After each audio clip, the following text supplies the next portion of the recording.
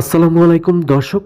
আজকে কথা বলবো কোন দেশে গেলে আপনি সহজভাবে বর্তমানে অল্প সময়ের ভিতরেই সেটেল হতে পারবেন এবং নন চেঞ্জিং দেশে কোন দেশে গেলে বর্তমানে আপনি টিআরসি পাবেন। এই বিষয় নিয়ে খুবই গুরুত্বপূর্ণ আলোচনা করব। ভিডিওটা কেউ স্কিপ করবেন না বা টেনে টেনে শুনবেন না। পুরো ভিডিওটা শুনবেন, হয়তোবা আপনাদের কোনো না কোনো উপকারে আসতে পারে। তো যারা আমার চ্যানেলটা এখনও সাবস্ক্রাইব করেননি তাদেরকে অনুরোধ করবো আমার চ্যানেলটা সাবস্ক্রাইব করে যাবেন।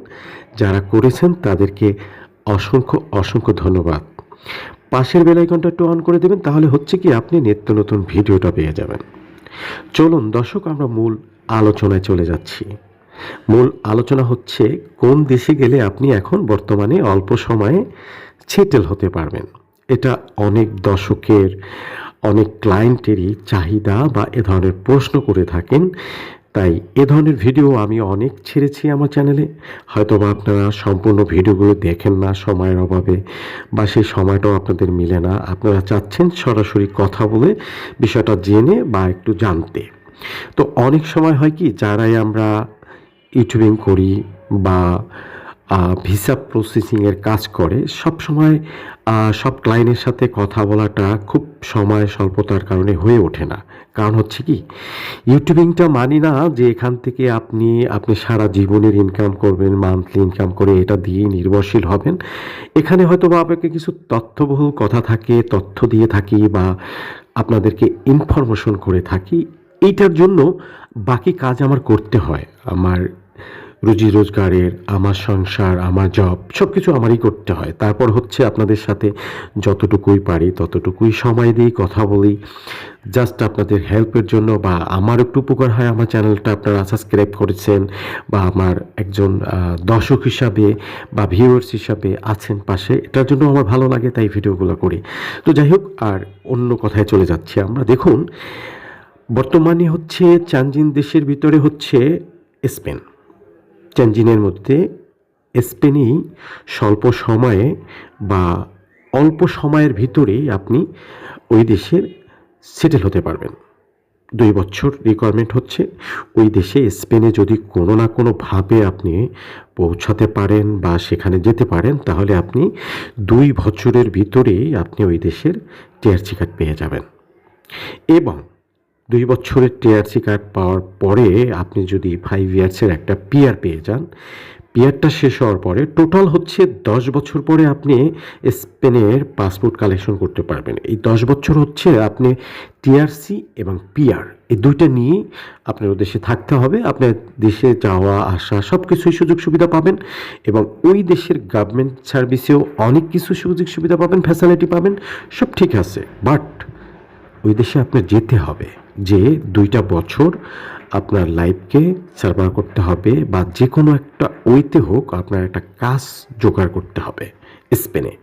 তো সেই ক্ষেত্রে যদি কাজটা জোগাড় করতে পারেন, যেইখান থেকে যেই স্থানে আপনি অবস্থান করবেন, হোটেল হোক, কোনো বাসা হোক, সেখান থেকে একটা পেপার নিয়ে আপনার একটা জব অফার তৈরি করতে হবে।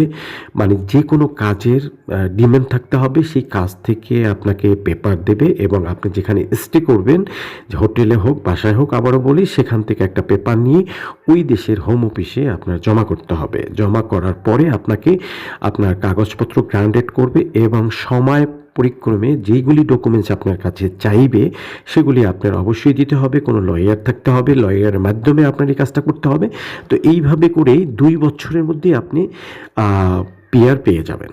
তাহলে আপনি ওই দেশে অল্প সময়েই আপনি স্পেনে বর্তমানে কাগজপত্র পাবেন বা থাকার পারমিট পাবেন, বা একটা সময় আপনি সিটিজেন পাবেন।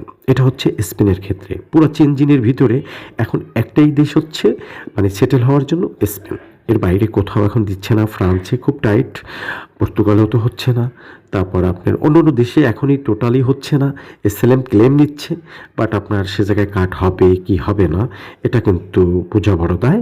সেই ক্ষেত্রে বলবো স্পেন আপনার হবেই হবে। স্পেনে কখনোই আপনার মানে ক্যান্সেল হবেন না, বা স্পেনে যে আপনি হতাশও হবেন না যে আপনার কার্ডটা হবে না।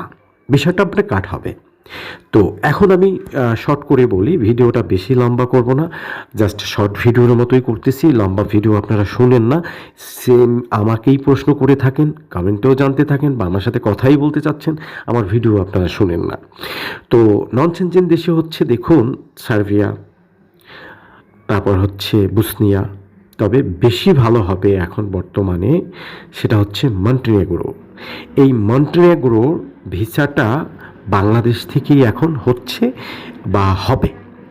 রিসেন্টলি তারা বাংলাদেশে অ্যাম্বাসি নিয়েছেন বা এখানে কার্যক্রম বাংলাদেশে শুরু করতে যাচ্ছেন। তবে আপনার কিন্তু মন্টেনেগ্রো যেতে হলেও অনেক শক্ত ডকুমেন্টস দরকার হবে এবং সঠিক ওই কাগজপত্র জমা দিয়ে আপনি ফ্যামিলি হন, সিঙ্গেল মেয়ে মানুষ হন, সিঙ্গেল ছেলে মানুষ হন, সবাই মন্টেনেগ্রোতে আপনি আবেদন করতে পারবেন বা যেতে পারবেন। মন্টেনেগ্রোতে একটা সুযোগ আছে কি, সেটা হচ্ছে আপনাকে বলি, মন্টেনেগ্রো যদি প্রপার ওয়ে ওখানে যাওয়ার পরে সলিসিটার বা লয়ার ধরে আপনি যদি অ্যাপ্লাই করতে পারেন সেই জায়গায় ভিজিট ভিসায় যাওয়ার পরে, তাহলে কিন্তু সেই জায়গায় পিআর পাওয়ার চান্স আছে। সরি, টিআর পাওয়ার চান্স আছে। পিআর হচ্ছে পরের সংখ্যা, ফার্স্ট আপনাকে টিআর দেওয়া হবে, টিআর দেওয়ার চান্স আছে। তবে মন্টেনেগ্রোর যদি টিআরটা আপনি পেয়ে যান, তাহলে যে আশেপাশে কয়েকটা দেশ আছে সেখানে আর আপনার ভিসা লাগবে না, আপনি অনায়াসে ঘুরে বেড়াতে পারবেন এবং থাকতেও পারবেন। বাট একটা সুযোগ কোনটা, সেটা হচ্ছে যদি মন্টেনেগ্রোতে যেয়ে আপনি কোনো না কোনোভাবে কিছু অর্থ নিয়ে যেয়ে সেখানে যদি বিজনেস করতে পারেন, বিজনেস প্রপার ওয়ে, আপনি কিন্তু সেই জায়গায় পাসপোর্ট দিয়ে যে ভিজিট ভিসায় গেছেন, সে যে যাওয়ার পরে যদি এসএলএম ক্লেমের মতো একটা সিস্টেম আছে ওখানেও, সেটা যদি নিতে পারেন, তাহলে আপনি কিন্তু ওই আপনার পাসপোর্ট দিয়ে সে জায়গায় বিজনেস শুরু করতে পারেন। তো মন্টেনেগ্রোতে যদি বিজনেস আপনি শুরু করতে পারেন, তাহলে আপনার জন্য ওই দেশে থাকার স্থায়িত্ব পাওয়ার সম্ভাবনা অনেক বেশি। কারণ হচ্ছে কি, ওই দেশ সম্পর্কে যাদের ধারণা আছে তারাই যাবেন, আর যাদের ধারণা নাই তারা সেখানে যেয়ে অর্থ নষ্ট করে কোনো লাভ নেই। তবে হ্যাঁ, আপনারা যারা ভ্রমণ করতে চাচ্ছেন বা যারা বেড়ানোর জন্য যেতে চাচ্ছেন, তারা যেতে পারেন, বেরিয়ে আবার চলে আসবেন, সেখানে ঘুরে আবার চলে আসবেন। মন্টেনেগ্রো অনেক সুন্দর দেশ, কিন্তু একদমই Europe but non changing. But সেখানে কিন্তু আপনি যে অনেক অনেক এনজয় করতে পারবেন বা মজাও পাবেন, দেখবেন যে একদমই সিমলি ইউরোপের মতো। কোনো ধরনের তাদের আইন কানুন নিয়ম কারণ সবই এক, বাট একটু ডিফারেন্সলি হচ্ছে এসএলএমের ক্ষেত্রে। তো সেটাও সেখানে যে আপনি লয়ারের সাথে সলিসিটরের সাথে কথা বলে আপনি দেখবেন ইজি হয়ে যাবেন, বা আপনি বুঝতেও পারবেন বা আপনার ধারণা চলে আসবে। প্রচণ্ড বাঙালি আছে সেখানে, অনেক লোক আছে, আপনি সেখানেও যেতে পারেন। মন্টেনেগ্রোতে এখন বর্তমানে বাংলাদেশ থেকে কিন্তু ভিসা হবে, সেই ক্ষেত্রে আপনার অনেক কাজে লাগতে পারে। সেটা ডকুমেন্ট সঠিক করে ওই করে তারপর আপনি যেতে পারেন। আপনারা যারাই সেটেল হতে চাচ্ছেন বা ইউরোপের স্বাদ নিতে চাচ্ছেন বা কোনো একটা ভালো দেশে লাইফ লিড করতে চাচ্ছেন, তাহলে আপনি এখন মন্টেনেগ্রোতে ভিসা দিবে। কেন দিবে? নতুন অ্যাম্বাসি তারা বাংলাদেশে ওপেন করতে যাচ্ছেন, সেই ক্ষেত্রে বাংলাদেশের সাথে যখন রিলেশনটা একটু তাদের ভালো হয়ে উঠছে বা কূটনীতিক ক্ষেত্রে যারা এখন নতুন অ্যাড হয়েছেন, অবশ্যই আপনাদেরকে ভিসা দিয়ে থাকবে। তবে কোনো ধরনের দুর্বল ডকুমেন্টস নিয়ে, ফেক ডকুমেন্টস নিয়ে দাঁড়ানোর চেষ্টা করবেন না, এটা অনুরোধ করব। এটা দেশের বদনাম বা নিজেরও প্রোফাইল খারাপ হয়ে যায়, নিজের লাইফেরও একটা হুমকি হয়ে যায় যে ভিসা শুধু রিপুইজ। এটা না করে আপনি লিগ্যাল ডকুমেন্টস নিয়ে তারপর দাঁড়াবেন, তাহলে আপনি মন্টেনেগ্রোর ভিসাটা পেয়ে যাবেন, সেখানেও সেটেল হতে পারবেন। এটা হচ্ছে আমার ব্যক্তিগত না, আমি সেখানে গিয়েছিলাম, সেই দেশ সম্পর্কে জানি, ওই দেশ সম্পর্কে অনেক ধারণা আছে আমার, আশেপাশের অনেকটা দেশে আমি গিয়েছি।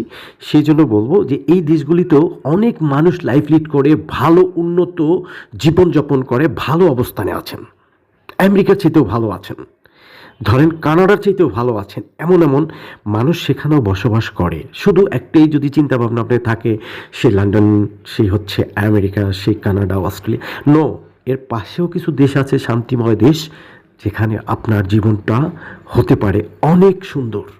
তো সেই জন্য বলবো মন্টেনেগ্রোর ভিসাটা আপনারা এখন এই মুহূর্তে সংগ্রহ করতে পারেন, কালেকশন করতে পারেন, আপনাদের জন্য ভালো হবে। দর্শক, এই ছিল আমার কাছে তথ্য।